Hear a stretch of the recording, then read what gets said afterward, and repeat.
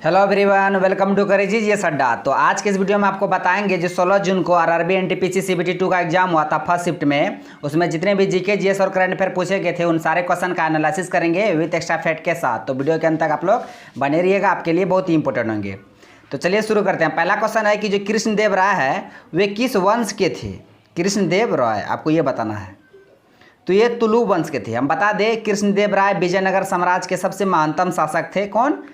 कृष्णदेव राय। और ये तुलु वंश के थे और विजयनगर साम्राज्य में 4 वंश ने शासन किए थे। संगम वंश, सालु वंश, तुलु वंश, अरविडो वंश, ये 4 वंश शासन किए थे विजयनगर साम्राज्य में। अब विजयनगर साम्राज्य कहाँ है? कर्नाटक में। इस बात को भी आप ध्यान में रखिएगा।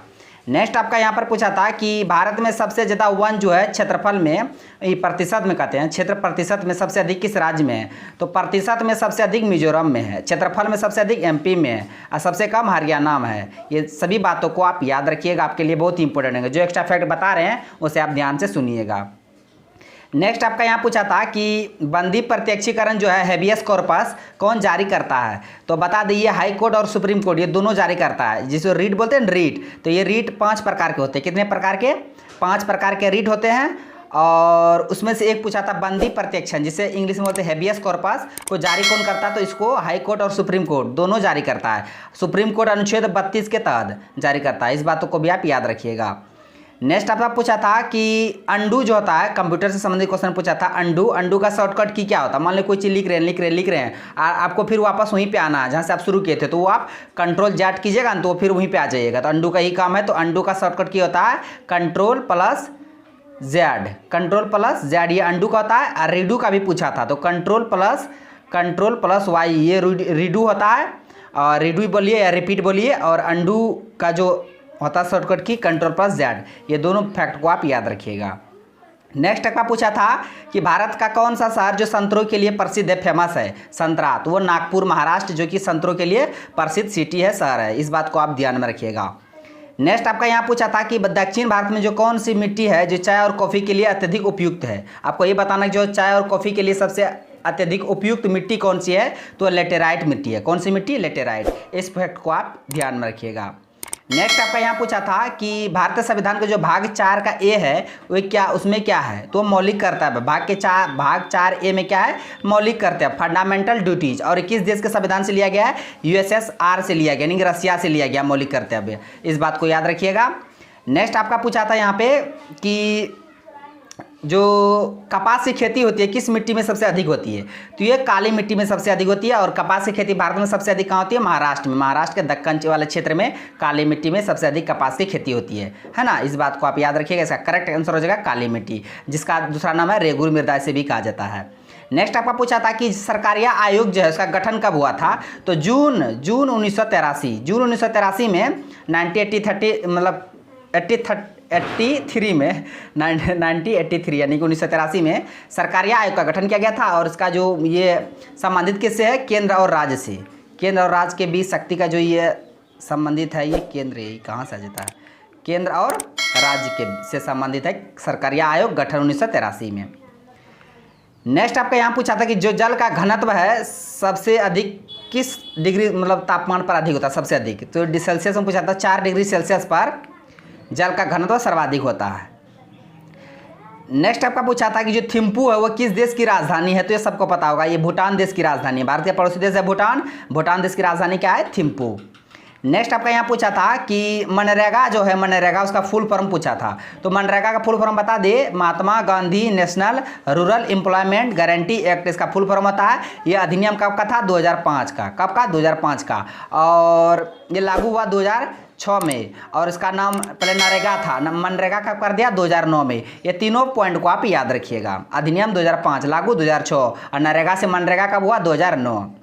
नेक्स्ट आपका पूछा था यहाँ पे कि जो कौन सी नदियाँ हैं जो बंगाल की खाड़ी में गिरती है? ऑप्शन में दिया था नर्मदा, ताप्ती, गोदावरी, ठुलुनी और क्या दिया था? हाँ, तो इसका करेक्ट आंसर हो जाएगा गोदावरी। गोदावरी नदी है बंगाल की खाड़ी में गिरती है। इसके अलावा नर्मदा, ताप्ती ये सभी क्या कहते हैं अरब सागर में गिरती है। पश्चिम की ओर बहने वाली सारी नदियाँ हैं और ये गोदावरी नदी है बंगाल की खाड़ी में जाके गिरती है। नेक्स्ट आपका यहाँ पूछा था कि कंदरिया महादेव मंदिर है वो कहाँ पर स्थित है, तो बता दिए खजुराहो मध्य प्रदेश में स्थित है कंदरिया महादेव मंदिर। और इसको बनाया था कौन से वंश के द्वारा, तो चंदेल वंश के द्वारा। इस बात को भी याद रखिएगा, ये 14 जून को जो एग्जाम हुआ था उसमें पूछा गया था। तो कंदरिया महादेव मंदिर से 2-3 क्वेश्चन पूछे थे। उसके बाद क्वेश्चन पूछा था कि 2020-21 में रोड सेफ्टी वर्ल्ड सीरीज हुआ था, उसमें से भारत जीता था, वो किस देश को हराकर फाइनल मुकाबला भारत जीता था, तो श्रीलंका लीजेंड्स को हराकर Bharat road safety world series 2020-21 का खिताब जीता था। इस पॉइंट को आप याद रखिएगा। नेक्स्ट आपका पूछा था कि किस मेमोरी का उपयोग जो मुख्य मेमोरी से डाटा एक्सेस करने की जो कम समय मतलब समय को कम करने के लिए किया जाता है, तो ये कैश मेमोरी का उपयोग किया जाता है। डाटा जो एक्सेस करने के लिए समय को कम करने के लिए कैश मेमोरी का उपयोग किया जाता है।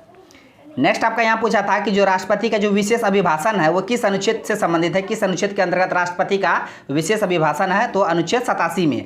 एक और क्वेश्चन इसे पूछा था पहले वाले शिफ्ट में कि अनुच्छेद 86 आर्टिकल 86 से वो संसद का अभिभाषण था। यहाँ पे पूछ लिया गया है राष्ट्रपति का विशेष अभिभाषण, तो ये अनुच्छेद 87 होगा इसका करेक्ट आंसर। नेक्स्ट आपका पूछा था कि जो प्रार्थना समाज है उसके स्थापना कब हुआ था, ये नहीं पूछा मतलब संस्थापक कौन थे।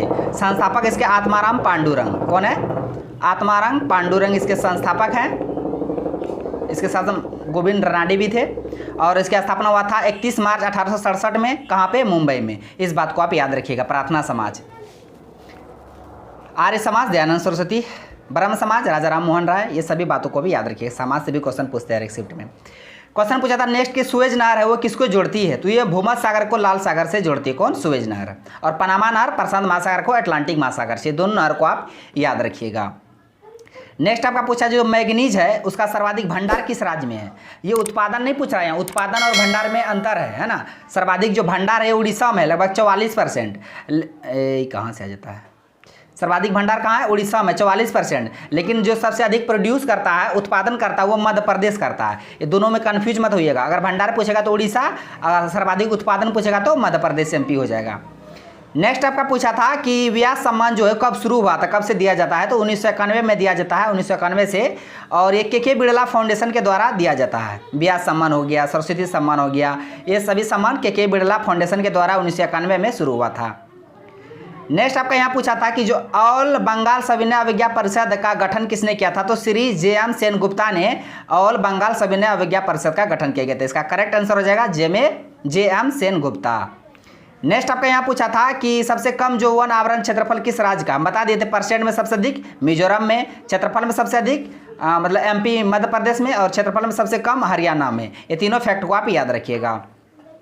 नेक्स्ट आपका यहाँ पूछा था कि 2021 में प्रसिद्ध पार्श्व गायिका जो थी आशा भोसले को कौन सा अवार्ड दिया गया था, तो महाराष्ट्र भूषण पुरस्कार अवार्ड दिया गया था 2021 में, है ना। अगर यही पूछता असम वैभव सम्मान किसे सम्मानित किया गया था, रतन टाटा को असम वैभव दिया गया था, और महाराष्ट्र भूषण आशा भोसले को। दोनों बातों को आप ध्यान में रखिएगा। नेक्स्ट आपका यहाँ पूछा था कि जो सम्राट अशोक है उसके दादाजी कौन है, ग्रैंड फादर कौन है, यहाँ देख लीजिए। तो बता दें मौर्य जो साम्राज्य है, मौर्य डायनेस्टी, तो मौर्य साम्राज्य के संस्थापक कौन थे, चंद्रगुप्त मौर्य। और चंद्रगुप्त मौर्य के ही बेटे थे बिंदुसार। अब बिंदुसार के बेटे कौन थे, अशोक। तो अशोक बता दे ये मौर्य साम्राज्य के तीसरे शासक थे, तीसरे सबसे महान शासक थे। और इसके दादाजी पूछे थे ग्रैंडफादर, तो इसके पिताजी होंगे बिंदुसार। अब बिंदुसार का जो पापा होंगे वही ना अशोक का दादाजी होंगे। तो अशोक के दादाजी ग्रैंडफादर थे चंद्रगुप्त मौर्य। इसका करेक्ट आंसर हो जाएगा चंद्रगुप्त मौर्य। इस बात को आप याद रखिएगा। चंद्रगुप्त मौर्य के बेटे बिंदुसार, अब बिंदुसार के बेटे थे कौन, अशोक। और ये मौर्य साम्राज्य से संबंधित थे। नेक्स्ट आपका यहाँ पूछा था कि कौन 12मासी नदी है, जैसे कि कौन सा नदी जिसमें मतलब सालों भर पानी बहते ही रहते हैं। ऑप्शन में आपको दिया था, गंगा दिया था, ब्रह्मपुत्र दिया था, सिंधु दिया था, कृष्णा दिया था। तो गंगा, ब्रह्मपुत्र, सिंधु ये तीनों नदियों में सालों भर पानी बहते ही रहती है, यानी कि 12मासी नदी है। लेकिन कृष्णा, ये इसका करेक्ट आंसर हो जाएगा कृष्णा। ये आंध्र प्रदेश में बहती है, और अलमाटी जो बांध है वो कृष्णा नदी पर ही है। इस बात को भी आप ध्यान में रखिएगा। नेक्स्ट आपका पूछा था जो सिंहल भाषा है वो कहाँ की भाषा, तो श्रीलंका की भाषा है। वहाँ सिंहल जनजाति भी वहाँ रहती है, कहाँ, श्रीलंका में। यह सिंहल भाषा श्रीलंका में बोली जाती है।